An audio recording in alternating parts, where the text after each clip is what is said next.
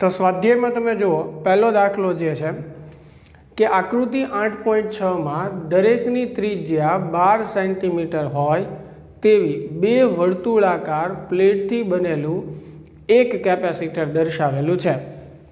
શું કીધું છે આપણને? સ્વાધ્યાય 8.1માં ત્રિજ્યા જે છે કેપેસિટરની એ કેટલી આપી છે? 12 સેન્ટીમીટર. એટલે આર બરાબર આપણે 12 સેન્ટીમીટર એટલે 0.12 મીટર થશે. એટલે ક્ષેત્રફળની જરૂર પડશે તે મેળવી લઈએ. એ બરાબર શું થાય? પાઈ આર સ્ક્વેર. વર્તુળાકાર છે એટલે તો આરનો વર્ગ એટલે 0.12. તો 3.14 ગુણ્યા 0.12નો વર્ગ તમે કરશો એટલે આવશે 0.0452. ક્ષેત્રફળ જે છે એ કેટલું થશે? 0.0452 મીટર સ્ક્વેર. બરાબર. જરૂર પડશે એટલે આપણે મેળવી લીધું છે. બે પ્લેટો વચ્ચેનું અંતર 5 સેન્ટીમીટર છે એટલે ડી બરાબર 5 સેન્ટીમીટર તો આને 0.05. કેપેસિટરમાં બે પ્લેટ વચ્ચેના અંતરને આપણે ડી વડે દર્શાવી. બરાબર. હવે બાહ્ય ઉદ્ગમ એટલે કે બેટરી સમજી લો. આ કેપેસિટરને એટલે કે સંધારકને વિદ્યુત ભારિત કરવામાં આવે છે એટલે બહાર એની સાથે બેટરી જોડેલી છે જેના દ્વારા એ વિદ્યુત ભારિત થાય છે. અને વિદ્યુત ભારિત કરતો પ્રવાહ જે છે એ 0.15 જેટલો અચળ છે. એટલે પ્રવાહ જે છે એ કેટલો આપેલો છે જેને આપણે આઈ કહી દઈએ તો એ 0.15 એમ્પિયર છે અને અચળ છે. તો સૌથી પહેલું આપણને મેળવવાનું કીધું છે કેપેસિટન્સ અને પ્લેટ વચ્ચેનો વિદ્યુત સ્થિતિમાનના તફાવતનો દર. બે વસ્તુ મેળવવાની છે. કેપેસિટન્સ એટલે સી થાય તો એનું સૂત્ર આપણી પાસે છે ε0 A/d. ચેપ્ટર 2માં શીખી ગયા. કિંમત મૂકી દો ε0ની. બરાબર. 8.85 ગુણ્યા 10⁻12. એ જે છે એ કેટલું છે? 0.0452. અને ડી જે છે એ કેટલું છે? 0.05. તો ચાલો આનું સાદુરૂપ આપી દો ફટાફટ. 8.85 એને ગુણ્યા 0.0452 અને એને ભાગ્યા 0.05 તો 8 આવશે. એટલે 8 ગુણ્યા 10⁻12 ફેરાડે. એટલે -12 એટલે પાઇકો પણ લખી શકાય. એટલે સી બરાબર 8 પાઇકો ફેરાડે. એવી રીતે પણ તમે લખી શકો. ચાલો તો સી તો આપણને મળી ગયું કેપેસિટન્સ. હવે બીજું આપણે મેળવવાનો છે વિદ્યુત સ્થિતિમાનનો દર. બરાબર. તો સી બરાબર થાય Q/V. કેપેસિટન્સનું એક સૂત્ર. તો Q બરાબર આપણે શું લખીએ કે CV લખી શકીએ. બંને બાજુ ટીની સાપેક્ષે હું વિકલન કરું તો dq/dt બરાબર સી. આ બાજુ આવશે dv/dt. આપણે મેળવવાનો છે વિદ્યુત સ્થિતિમાનનો દર. dv/dt જે છે એને શું કહેવાય? વિદ્યુત સ્થિતિમાનનો દર કહેવાય. જે મેળવવાનો તો એને સૂત્રનો કરતા બનાવવું તો dv/dt બરાબર શું થશે? 1/c × dq/dt. હવે જુઓ dq/dt એટલે આપણે ત્રીજા ચેપ્ટરથી ભણતા આવીએ છીએ એને પ્રવાહ I કહેવાય. એટલે એની જગ્યાએ I મૂકવું. છેદમાં આવશે C. તો I જે છે આપણને આપેલું છે 0.15 અને C જે છે આપણે મેળવ્યું 8 ગુણ્યા 10⁻12. તો dv/dt જે છે એ કેટલું આવશે? 0.15 ભાગ્યા આપણે 8 કરીએ. બરાબર. ફરીને એકવાર ચેક કરી લઉં છું. 0.15 એને ભાગ્યા 8 એટલે 0.0187. 0.0187 ગુણ્યા 10⁻12. તો dv/dt જે છે એ કેટલું થશે? 1.87 ગુણ્યા 10⁻10 વોલ્ટ પ્રતિ સેકન્ડ. લ્યો તો આ જે છે આપણને શું મળ્યું? વિદ્યુત સ્થિતિમાનનો દર મળ્યો. બરાબર. ગણતરી યાદ છે? કદાચ ઉતાવળમાં મારે ગણતરીથી આંકડા લખવામાં કાંઈ ભૂલ પડી ગઈ હોય સહેજ ધ્યાને રાખજો. બાકી જે સૂત્રને મેથડ કરાવું છું એકદમ વ્યવસ્થિત જ છે. બરાબર. શક્ય હોય ત્યાં લગી હું ભૂલ તો કરતો નથી. પરંતુ મે બી ક્યારેક થઈ જાય તો એ ખાસ એક થોડુંક ધ્યાન રાખજો કે કંઈ સાદું રૂપમાં ભૂલ હોય તો. હવે આ પહેલો જવાબ મળ્યો આપણને. બીજો જે છે પ્લેટો વચ્ચે સ્થાનાંતર પ્રવાહ ગણો. શું મેળવવાનું છે આપણે? સ્થાનાંતર પ્રવાહ. સ્થાનાંતર પ્રવાહને આપણે શેના વડે દર્શાવીએ? આઈડી વડે. અને મેં તમને કીધું હતું આઈડી જે છે એ કોના જેટલું થાય? આઈસી જેટલું જ થાય, એટલે કે કંડક્શન પ્રવાહ જેટલું જ થાય. છતાં એકવાર ફરીને સાબિત કરીને બતાવવું કે આઈડીનું સૂત્ર થાય ε0 dφ/dt. આ ફ્લક્સ જે છે એ કયું હોય? વિદ્યુત ફ્લક્સ. તો ε0 બરાબર. હવે ફાઈની જગ્યાએ આપણે શું લખીએ? E × A છેદમાં આવશે dt. તો ફરીને પાછું એ જે છે એ બહાર લઈએ એટલે A × ε0 અંદર વધશે dE/dt. એકવાર આ આખું સાદુરૂપ આપણે સમજેલા છીએ ઉદાહરણ 1માં. આ A ε0 એઝ ઇટ ઇઝ બરાબર. હવે જે છે વિદ્યુત ક્ષેત્ર એનું સૂત્ર Q/ε0A વિદ્યુત ક્ષેત્ર માટે બરાબર. તો A કેન્સલ થઈ જશે, દેખાય છે તમને? તો ID બરાબર શું થશે? dQ/dt. અને dQ/dt એટલે શું થાય? વહન પ્રવાહ. એટલે બરાબર IC લખીએ કાંઈ તો આઈડીની કિંમત થાય વહન પ્રવાહ જેટલી જ, એટલે 0.15 એમ્પિયર જ આવશે. ક્લિયર? ચાલ, એની પછી છેલ્લો પ્રશ્ન એમાં જોઈએ. શું કીધું છે કે શું કિર્ચોફનો પ્રથમ નિયમ, જે જંક્શનનો નિયમ જે છે, જંક્શન પાસે સિગ્મા I = 0, ત્રીજા ચેપ્ટરમાં આપણે શીખી ગયા બરાબર. સંધારકની દરેક પ્લેટ માટે સાચો છે. સંધારક એટલે કેપેસિટર બરાબર. તો કિર્ચોફનો પ્રથમ નિયમ જે છે કેપેસિટર માટે પણ સાચો જ છે, પણ ક્યારે? મેક્સવેલના નિયમ મુજબ આપણે જ્યારે કુલ પ્રવાહ, વહન પ્રવાહ અને સ્થાનાંતર પ્રવાહના સરવાળા જેટલો લઈએ ત્યારે. મેક્સવેલે કીધું હતું ને કે ભાઈ એમાં કુલ પ્રવાહ જે છે એ કેટલો લેવાનો? વહન પ્રવાહ અને સ્થાનાંતર પ્રવાહ જેટલો લઈએ ત્યારે બરાબર. એટલે એવી સ્થિતિમાં કિર્ચોફનો પ્રથમ નિયમ કેપેસિટર માટે સાચો છે. કે બીજા દાખલામાં શું કીધું છે?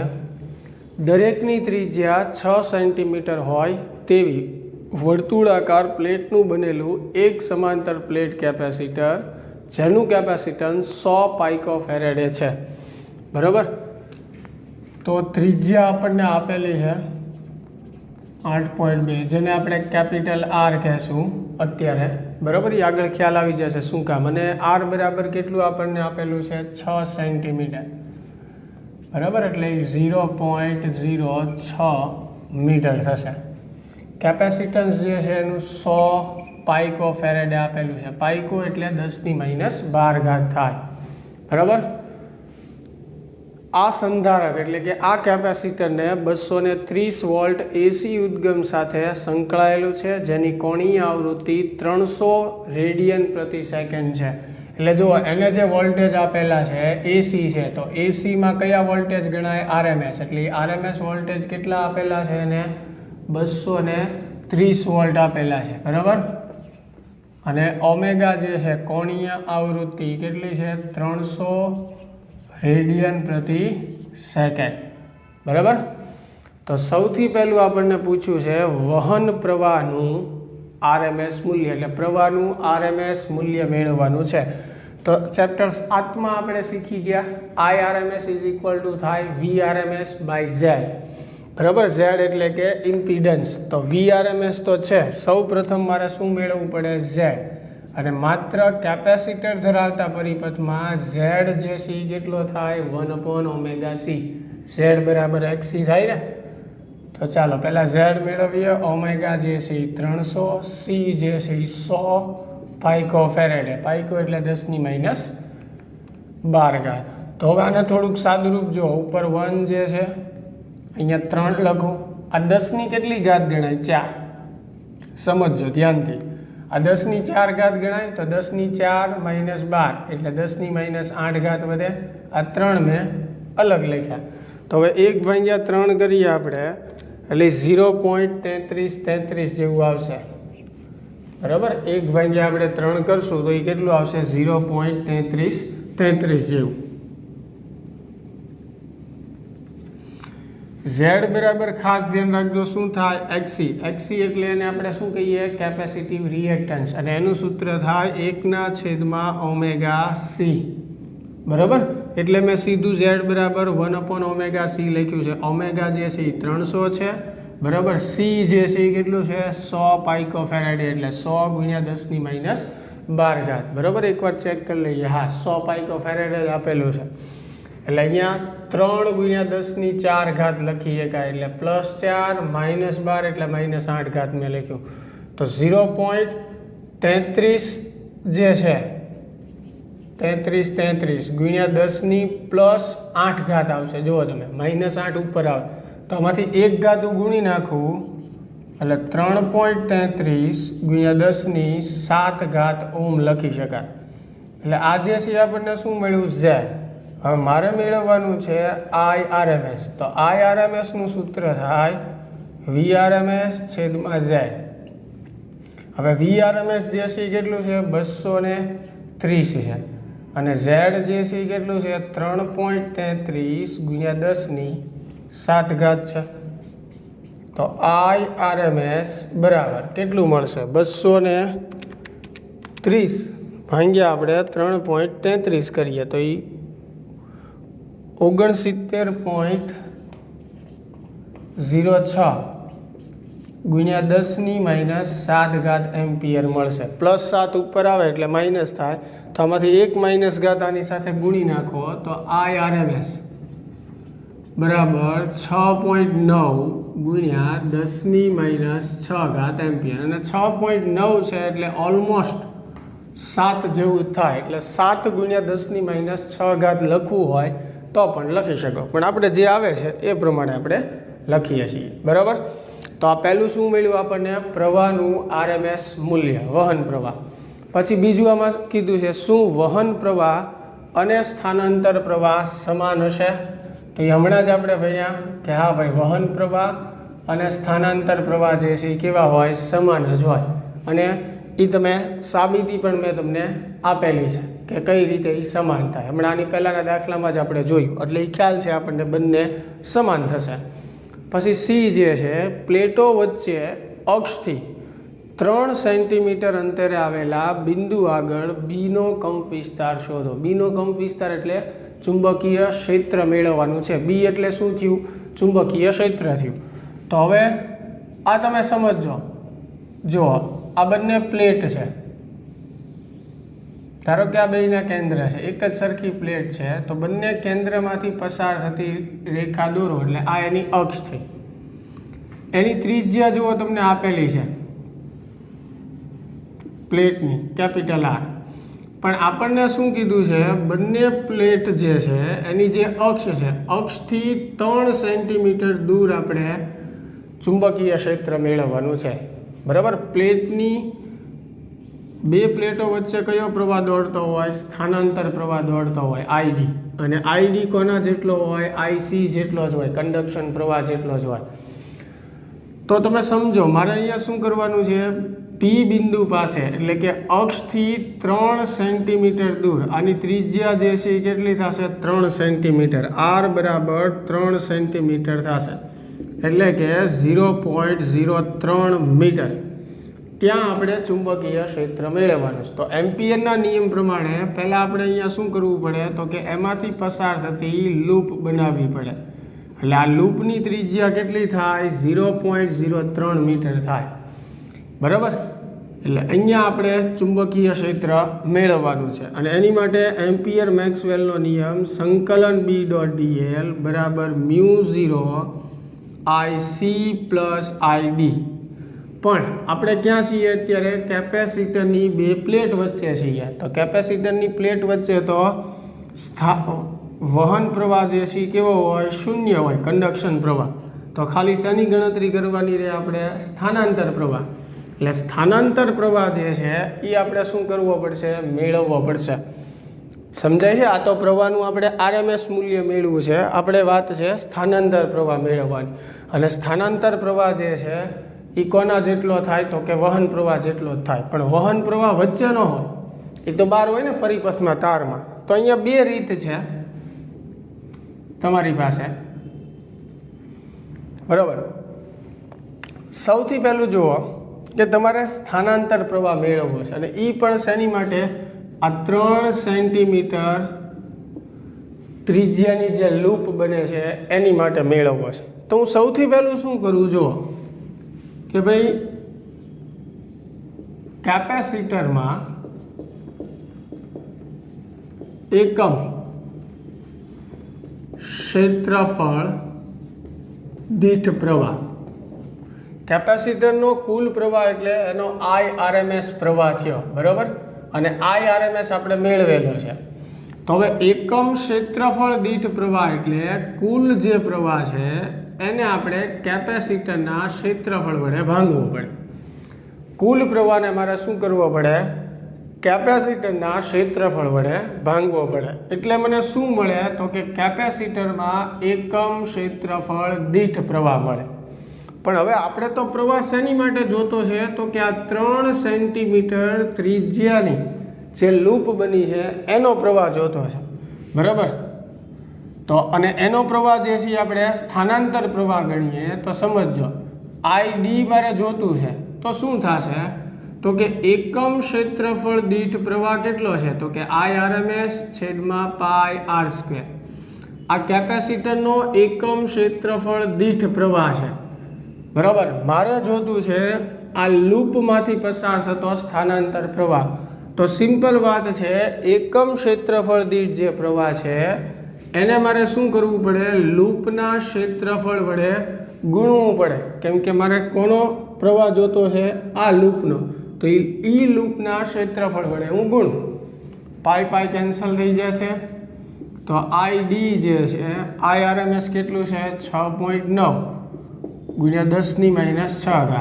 R એટલે 0.03 એનો વર્ગ અને કેપિટલ R જે છે એ 0.06 એનો વર્ગ. ચાલો એનું સાદુરૂપ આપી દો તમે.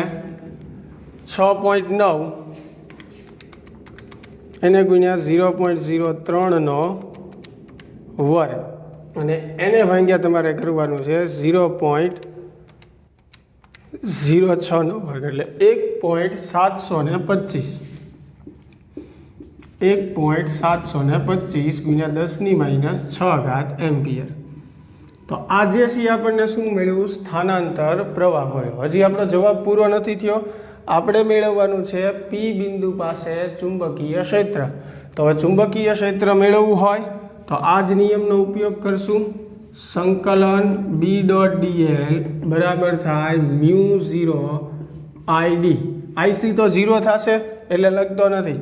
હવે B જે છે એ સંકલનની બહાર આવે, અંદર વધે સંકલન dl એટલે કેટલું થાય? 2πr. રિંગની લંબાઈ, લૂપની લંબાઈ. આ μ0 ID. તો હવે B બરાબર કિંમત મૂકી દઈએ. આ બાજુ μ0 એટલે 4π ગુણ્યા 10⁻7. ID એટલે 1.725 ગુણ્યા 10⁻6 છેદમાં આવશે 2π અને R એટલે 0.03. લૂપની ત્રિજ્યા લેવાની છે, બરાબર. ચાલો એનું સાદુરૂપ આપણે આપીએ છીએ. અહીંયા પાઈ પાઈ તો કેન્સલ થઈ જશે. 4 ગુણ્યા 1.725 કરો. 4 ગુણ્યા 1.725 એને ભાગ્યા 2 અને ભાગ્યા 0.03 એટલે 115 ગુણ્યા 10⁻13 આવશે. જુઓ આનું સાદુરૂપ આપશો એટલે 115 ગુણ્યા 10⁻13 આવશે. તો આને આમ લખી શકું 1.15 ગુણ્યા 10⁻11 ટેસ્લા. રેડી? સાદુરૂપ આપી દેજો એટલે ફાઇનલ આન્સર આવી જશે. તો ચાલો આપણે A, B અને C ત્રણેય પ્રશ્નોના જવાબ જે છે એ આપી દીધા છે. તો વિડીયો પોઝ કરીને વ્યવસ્થિત લખી લો, ત્યારબાદ આપણે આગળ વધીએ.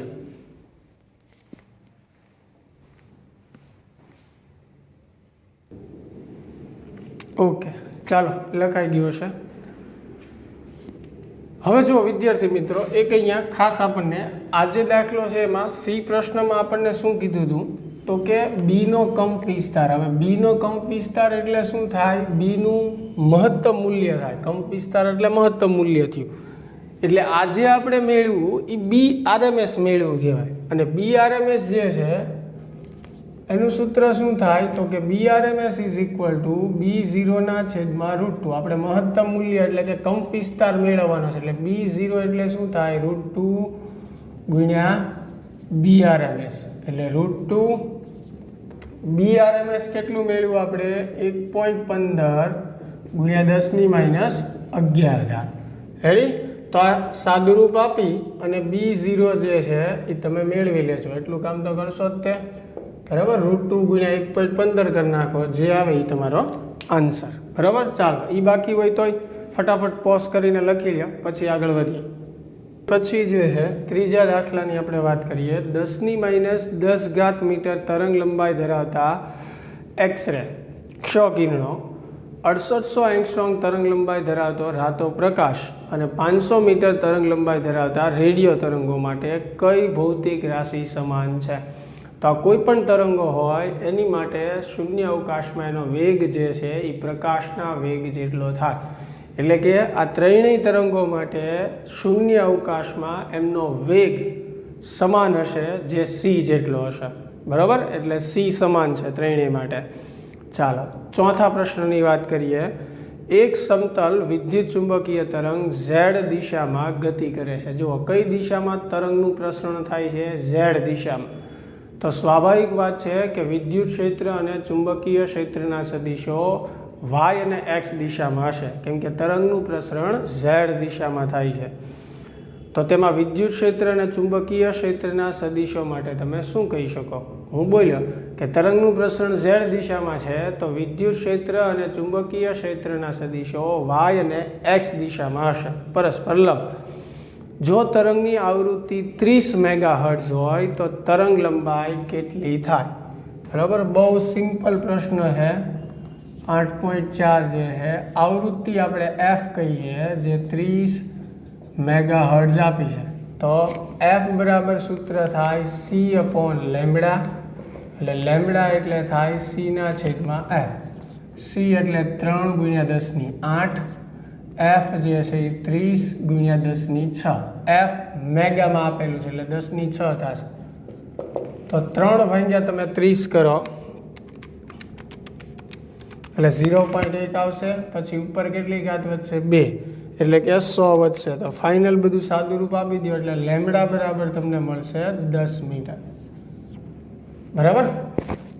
ચાલો, તરંગ લંબાઈ મળી ગયું. MCQ જેવો સાવ પ્રશ્ન હતો. એની પછી પાંચમો પ્રશ્ન છે. એક રેડિયો 7.5 મેગાહર્ટ્ઝથી 12 મેગાહર્ટ્ઝની વચ્ચે કોઈ સ્ટેશનને ટ્યુન કરી શકે છે. એટલે જુઓ, બે આવૃત્તિ આપી છે, 7.5 અને 12. તો આને અનુરૂપ તરંગ લંબાઈનો ગાળો કેટલો હશે? બરાબર? એને અનુરૂપ આપણે તરંગ લંબાઈનો ગાળો એટલે તરંગ લંબાઈ મેળવવાની છે. તો જુઓ, f1 તમે કહો અથવા f મિનિમમ કહો તો પણ ચાલે. એટલે f1 જે છે એ 7.5 છે, બીજી આવૃત્તિ જે છે એ કેટલી છે? 12 મેગાહર્ટ્ઝ. એટલે f2 જે છે એ 12 મેગાહર્ટ્ઝ. તો તરંગ લંબાઈ મેળવવાની છે એટલે આ જ સૂત્ર વાપરશું. તો લેમ્બડા બરાબર c/f થાય. અહીંયા f1 લખશું તો અહીંયા લેમ્બડા 1 આવશે. પણ અહીંયા એ ખાસ ધ્યાન રાખવાનું છે, આ બંને વ્યસ્ત પ્રમાણમાં છે. જ્યારે આવૃત્તિ ઓછી હશે ને ત્યારે તરંગ લંબાઈ મહત્તમ મળશે. બરાબર? c જે છે એ 3 ગુણ્યા 10⁸. f1 જે છે એ 7.5 ગુણ્યા 10⁶. તો 3 ભાગ્યા 7.5 કરો તમે, અને કેટલા વધશે? 10⁵ એટલે 100. તો એ કેટલું આવશે? લેમ્બડા 1 જે છે 40 મીટર આવશે. ચાલો, સેમ એવી રીતે આપણે લેમ્બડા 2 જે છે એ મેળવવાનું છે. તો લેમ્બડા 2 નું સૂત્ર થશે c/f2. બરાબર? તો c જે છે 3 ગુણ્યા 10⁸ લખશું આપણે, 3 ગુણ્યા 10⁸. f2 જે છે 12 મેગાહર્ટ્ઝ એટલે 12 ગુણ્યા 10⁶. તો 3 ભાગ્યા 12 કરીએ. બરાબર? અને એને ગુણ્યા 100 એટલે કેટલું આવશે? 25 મીટર. અહીંયા આપણો દાખલો પૂરો નથી થઈ જતો, આપણને તરંગ લંબાઈનો ગાળો પૂછેલો છે એટલે ફરજિયાત લખવાનો છે. તો તરંગ લંબાઈનો ગાળો જે છે જો કેટલો થશે 25 મીટરથી 40 મીટર થશે. ઓછાથી વધારે તરફ લખાય ને, બરાબર? એટલે આ 25 થી 40 તરફ. ક્લિયર? ચાલો એની પછી જે છે છઠ્ઠા દાખલાની આપણે વાત કરીએ. બહુ સહેલા છે હવે તો દાખલા. એક વિદ્યુત ભાર તેના સરેરાશ સમતોલન સ્થાનની આસપાસ 10⁹ હર્ટ્ઝ આવૃત્તિથી દોલન કરે છે, તો દોલક દ્વારા ઉદ્ભવતા તરંગોની આવૃત્તિ કેટલી હશે? તો અહીંયા ખાસ ધ્યાન રાખવાનું છે વિદ્યાર્થી મિત્રો. આપણે વાત કરી હતી કે ભાઈ પ્રવેગિત વિદ્યુત ભાર એટલે કે દોલિત વિદ્યુત ભાર, દોલનો કરતો વિદ્યુત ભાર જે છે એ વિદ્યુત ચુંબકીય તરંગોનું ઉત્સર્જન કરે છે. તો દોલનો કરતો વિદ્યુત ભારની જે પોતાની આવૃત્તિ હોય એટલા જ આવૃત્તિવાળા તરંગોનું એ બહારની તરફ ઉત્સર્જન કરે. આ ખાસ ધ્યાને રાખવાનું છે કે દોલનો કરતા વિદ્યુત ભારની જેટલી આવૃત્તિ હોય ને એટલા જ આવૃત્તિવાળા એ વિદ્યુત ચુંબકીય તરંગોનું શું કરે? ઉત્સર્જન કરે. એટલે એની આવૃત્તિ કેટલી છે? 10⁹ હર્ટ્ઝ. તો બહારની તરફ જે તરંગો ઉત્સર્જિત થશે એની આવૃત્તિ પણ કેટલી હશે? 10⁹ હર્ટ્ઝ જેટલી હશે. ક્લિયર? ચાલો એની પછી સાતમો જે છે એની વાત કરીએ, સાતમા દાખલાની. તો શૂન્ય અવકાશમાં રહેલા હાર્મોનિક વિદ્યુત ચુંબકીય તરંગોનો ભાગ હોય તેવા ચુંબકીય ક્ષેત્રનો કંપ વિસ્તાર. એટલે ચુંબકીય ક્ષેત્રનો કંપ વિસ્તાર એટલે મહત્તમ ચુંબકીય ક્ષેત્ર આપેલું છે 510 નેનો ટેસ્લા. નેનો એટલે 10⁻⁹. તરંગનો ભાગ હોય તેવા વિદ્યુત ક્ષેત્રનો કંપ વિસ્તાર કેટલો હશે? તો આ તો બહુ સિમ્પલ થઈ ગયું. E0 આપણે મેળવવાનું છે. આપણી પાસે સૂત્ર છે E0/B0 બરાબર C. તો E0 બરાબર શું થશે? B0 × C. હવે B0 જે છે એ 510 × 10⁻⁹. C જે છે એ 3 × 10⁸. રેડી? C ની કિંમત. અને તો 510 × 3 કરો તમે, 510 × 3 કરશો એટલે 1530 આવશે. અને 10⁻⁴ વધશે એટલે E0 થશે 153 ન્યૂટન પ્રતિ કુલમ. આપણે શું મેળવવાનું છે? E0. આપણી પાસે સૂત્ર છે E0/B0 બરાબર C. B0 ગુણાઈ જાય, બરાબર? એટલે E0 મળી જશે. ન્યૂટન પ્રતિ કુલમ અથવા વોલ્ટ પ્રતિ મીટર લખી શકો એકમ. ચાલો તો સાતમો દાખલો થઈ ગયો. આઠમા દાખલાની વાત કરીએ.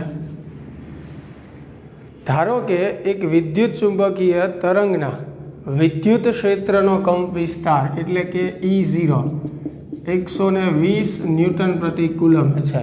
E0 આપ્યું છે. તેની આવૃત્તિ જે છે F એ 50 મેગાહર્ટ્ઝ છે. આવૃત્તિ કેટલી આપેલી છે? 50 મેગાહર્ટ્ઝ. તો સૌથી પહેલું તમને મેળવવાનું કીધું છે B0. તો ફરીને પાછું E0/B0 બરાબર C. તો B0 બરાબર શું થશે? E0/C. બરાબર? તો આ છે 120 અને C જે છે એ કેટલું છે? 3 × 10⁸. તો 3 ચોક 12 થશે એટલે કેટલા હશે? 40. 40 × 10⁻⁸. તો 4 × 10⁻⁷ ટેસ્લા લખી શકાય. ચાલો B0 મળી ગયું. એની પછી તમને મેળવવાનું કીધું છે ઓમેગા. તો ઓમેગાનું સૂત્ર થાય 2πf. તો 2π એટલે 3.14. F જે છે એ 50 મેગાહર્ટ્ઝ એટલે 50 × 10⁶. ચાલો આનું સાદુરૂપ આપી દઈએ.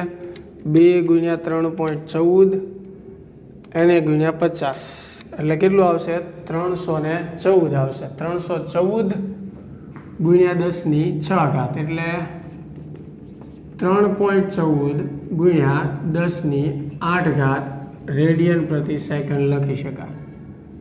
તો આપણને ઓમેગા મળી ગયું. પછી મેળવવાનું કીધું છે આપણને K. તો કે મેળવવા માટે એક આપણે આ સી બરાબર આવું સૂત્ર છે ઓમેગાના છેદમાં કે, તો કે બરાબર થશે ઓમેગાના છેદમાં સી. તો ઓમેગા જે સી કેટલું છે 3.14 ગુણ્યા 10⁸. સી જે છે 3 ગુણ્યા 10⁸. તો કે બરાબર કેટલું થશે 3.14 ભાગ્યા 3 કરીએ બરાબર, એટલે સોરી 3.14 ભાગ્યા 3 કરીએ એટલે 1.05 રેડિયન પ્રતિ મીટર. ચાલો કે મળી ગયું બરાબર. કે પછી તમને મેળવવાનું કીધું છે લેમ્ડા. તો કે બરાબર શું થાય 2π/λ. તો લેમ્ડા બરાબર શું થશે 2πના છેદમાં કે. 2π એટલે 3.14, કે જે છે 1.05 બરાબર. ચાલો તો એનું સાદુરૂપ આપો કેટલું આવશે 2 ગુણ્યા 3.14 અને એને ભાગ્યા 1.05 લઈ થશે 5.98 એટલે ઓલમોસ્ટ 6 જેવું થશે. 5.98 એટલે 6 મીટર. 5.98 જેવું આવે છે એટલે હું 6 લખું છું બરાબર. ચાલો તો મળી ગઈ 4 વસ્તુ. હજી એમાં આપણને કીધું છે આગળ ઈ અને બીના સૂત્રો શોધો. વિદ્યુત ક્ષેત્ર અને ચુંબકીય ક્ષેત્રના સૂત્રો મેળવવાના છે. તો ચાલો એની હિન્ટ હું તમને આપું. પહેલાં એટલું વિડીયો પોઝ કરીને વ્યવસ્થિત લખી લો.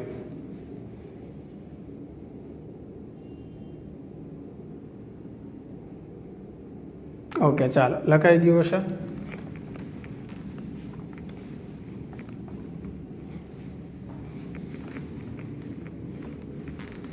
હવે જુઓ, ધારો કે આપણે એવું વિચારીએ કે ભાઈ તરંગ પ્રસરણની દિશા એક્સ છે.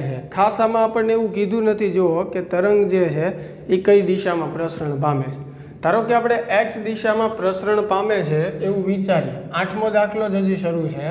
તો વિદ્યુત ક્ષેત્રનું સમીકરણ આપણે આમ લખીએ E બરાબર E0 sin kx minus omega T. X દિશામાં પ્રસરણ થતું હોય તો અહીંયા એક્સ લખાય ને.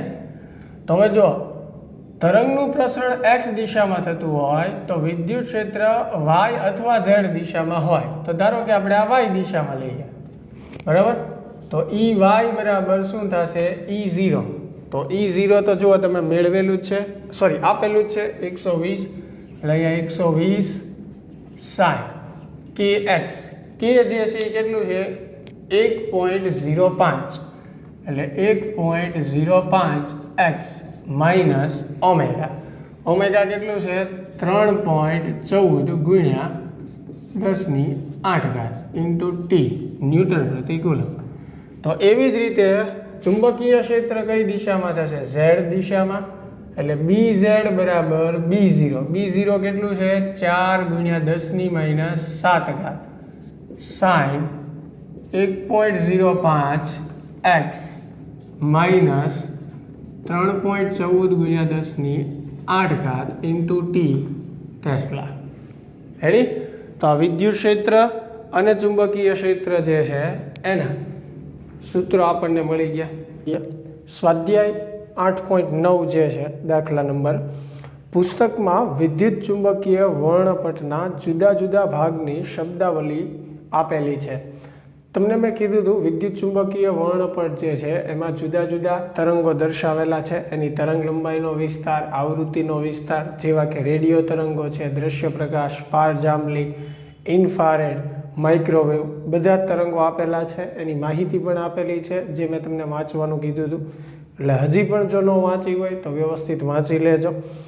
તો એની માટે આપણને એવું કીધું છે કે E બરાબર h ન્યુ, જ્યાં ન્યુ જે છે ને આપણે શું કહીએ છીએ આવૃત્તિ, અને આવૃત્તિને f વડે પણ આપણે દર્શાવી શકીએ છીએ. એટલે આપણે f વડે દર્શાવશું એટલે સૂત્ર આપણી માટે થશે E બરાબર hf બરાબર. જે વિકિરણની ઉર્જાનો જથ્થો એટલે કે ફોટોનની ઉર્જા માટેનું સૂત્ર છે. તો આપણને એવું કીધું છે કે એ વિદ્યુત ચુંબકીય વર્ણપટમાં જુદા જુદા ભાગોની એટલે કે જુદા જુદા જે તરંગો છે બરાબર એની ઉર્જા ઇલેક્ટ્રોવોલ્ટમાં ગણો. એટલે દરેક માટે તમને કીધું છે એક્ઝામમાં કે ટેસ્ટમાં જો તમને પૂછાય તો આવી રીતે પ્રશ્ન ન પૂછી શકાય, પણ સ્પેસિફિક કોઈ તરંગ માટે પૂછે તમને, રેડિયો તરંગ છે કે પારજાંબલી, અને એની આવૃત્તિ જે છે એ તમને આપી દીધી હોય. પ્રશ્ન આમ MCQમાં પૂછાય એવો જ છે, કેમ કે બહુ ઇઝી અને સિમ્પલ છે. એટલે કોઈ પણ તરંગની તમને આવૃત્તિ આપી દીધી હોય અને એના પરથી એની ઉર્જા ઇલેક્ટ્રોવોલ્ટમાં મેળવવાનું પૂછી શકે. તો 8.9મો જે દાખલો છે એમાં જુદા જુદા તરંગો માટે આપણને ઉર્જા ગણવાની કીધી છે. જેમ કે આપણે સૌ પ્રથમ રેડિયો તરંગોની વાત કરીએ કે ભાઈ રેડિયો તરંગ માટે સરેરાશ આવૃત્તિ જે છે, બરાબર, જેને આપણે F કહીએ, તો રેડિયો તરંગ માટે સરેરાશ આવૃત્તિ જે છે એ 3 × 1018 હર્ટ્ઝ જેવી કંઈક છે. બરાબર, તમે મિનિમમ આવૃત્તિ પણ લઈ શકો છો, મેક્સિમમ પણ લઈ શકો છો. અત્યારે આપણે સરેરાશ આવૃત્તિ લીધી છે 3 × 1018. તો E બરાબર સૂત્ર જે છે એ શું થશે? HF આપણને આપ્યું છે. તો H જે છે પ્લાન્ક અચળાંક કહેવાય, જેની કિંમત 6.625 × 10⁻34. ઘણીવાર 6.63 × 10⁻34 પણ લેતા હોય. અને આવૃત્તિ આપણે લીધી છે, તો E બરાબર 6.625 એને ગુણ્યા આપણે 3 કરીએ તો 18.75 × 10⁻34 વત્તા 18 છે, એટલે 10⁻16 જૂલ થશે. આ જવાબ જે છે આપણને શેમાં મળશે? જૂલમાં. પણ આપણને પૂછ્યો છે ઇલેક્ટ્રોવોલ્ટમાં, તો તમને ખ્યાલ છે કે જૂલને જો ઇલેક્ટ્રોવોલ્ટમાં આપણે ફેરવવું હોય તો 1.6 × 10⁻19 વડે ભાંગવું પડે. તો 18.17 જે છે એને ભાંગ્યા 1.6 કરીએ, બરાબર. એટલે 18.17 ભાંગ્યા આપણે 18.75 છે, સોરી મારે ભૂલ થઈ ગઈ લખમાં, ફરીને પાછું 18.75 એને ભાંગ્યા 1.6, બરાબર. એટલે 11.71 જેવું આવશે. એટલે 11.71 × 10⁻³ ઇલેક્ટ્રોવોલ્ટ. અને 10ની જે 3 ઘાત છે એને આપણે કિલો પણ લખી શકીએ, એટલે કિલો ઇલેક્ટ્રોવોલ્ટ પણ લખવું હોય તો લખી શકાય. ચાલો, મળી ગયું. એવી જ રીતે કદાચ ઇન્ફ્રારેડ માટે તમે ગણો, હજી એક ઉદાહરણ લઈને સમજાવું. ઇન્ફ્રારેડ માટે તો એની સરેરાશ આવૃત્તિ 10⁻13 હર્ટ્ઝ જેટલી આપણે લઈએ, બરાબર.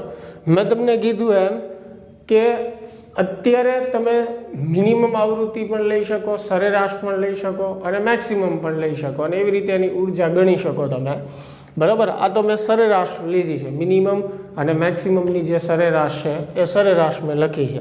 એટલે એક્ઝામમાં કે ટેસ્ટમાં તમને પ્રશ્ન પૂછાય તો આવી રીતે ન પૂછાય. તમને સ્પેસિફિક આવૃત્તિ આપી દીધી હોય અને એની ઉપરથી ઉર્જા પૂછે, બરાબર છે.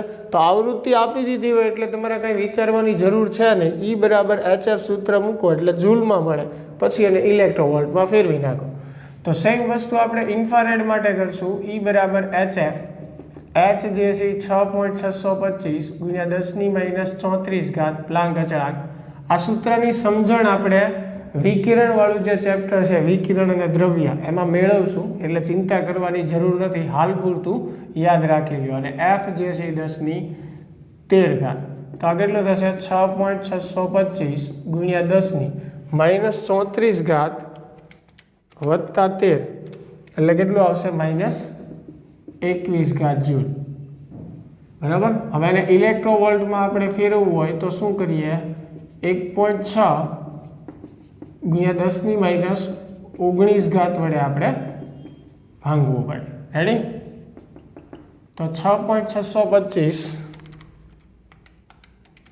ભાંગ્યા 1.6 કરીએ આપણે, એટલે કેટલું આવશે? 4.14 × 10⁻2 ઇલેક્ટ્રોવોલ્ટ. ક્લિયર? એવી રીતે દરેક તરંગો માટે તમે સરેરાશ આવૃત્તિ જે છે F લઈ અને દરેક તરંગો માટે તમે મેળવી શકો. પણ મેળવવાની જરૂર નથી, હવે તમને સમજાઈ ગયું છે કે કઈ રીતે આપણે એની ઉર્જા મેળવી શકીએ. એટલે એક્ઝામમાં તો તમને કોઈ સ્પેસિફિક આવૃત્તિ આપી દીધી હોય અને એની ઉર્જા મેળવવાનું પૂછે તો આવી રીતે તમે મેળવી શકો છો. ક્લિયર? ચાલો એની પછી 10મો દાખલો જે છે એની વાત કરીએ. 8.10 તો એમાં એવું કીધું છે એક સમતલ વિદ્યુત ચુંબકીય તરંગમાં વિદ્યુત ક્ષેત્રના ત્રિજ્યાવર્તી દોલનની આવૃત્તિ 2×10⁻10 છે. એટલે એફ જે છે 2×10⁻10 આપણને આપેલું છે. બરાબર? અને એનો કંપ વિસ્તાર જે છે એટલે E0 થયો. બરાબર? 48 વોલ્ટ પ્રતિ મીટર. અને તમને એકમ ઉપરથી પણ ખ્યાલ આવી જાય કે આ વિદ્યુત ક્ષેત્ર આપેલું છે અને વિદ્યુત ક્ષેત્રનો કંપ વિસ્તાર એટલે મહત્તમ વિદ્યુત ક્ષેત્ર થયું. એટલે એને આપણે E0 અથવા EM કહી શકીએ. તો સૌથી પહેલું મેળવવાનું કીધું છે તરંગની તરંગ લંબાઈ. તો તરંગ લંબાઈ F બરાબર સૂત્ર શું થાય? C/λ. તો લેમ્બડા બરાબર શું થશે? C/F. C જે છે 3×10⁸. F જે છે 2×10⁻². સોરી 2×10⁻10. બરાબર? C ની કિંમત F ની કિંમત 3/2 કરશો એટલે 1.5 આવશે અને આનું સાદુરૂપ થશે 10⁻². આ જવાબ મીટરમાં આવશે. સેન્ટીમીટરમાં ફેરવવું હોય તો 100 વડે ગુણી નાખો તો 1.5 સેન્ટીમીટર લખી શકાય. બરાબર? ચાલો પહેલા પ્રશ્નનો જવાબ મળી ગયો. બીજો પ્રશ્ન દોલન કરતા ચુંબકીય ક્ષેત્રનો કંપ વિસ્તાર એટલે B0 મેળવવાનું છે. તો E0/B0 બરાબર C થાય. તો B0 એટલે શું થશે? E0/C. E0 કેટલું છે? 48 અને આ 3×10⁸. 16 તેરી 48 એટલે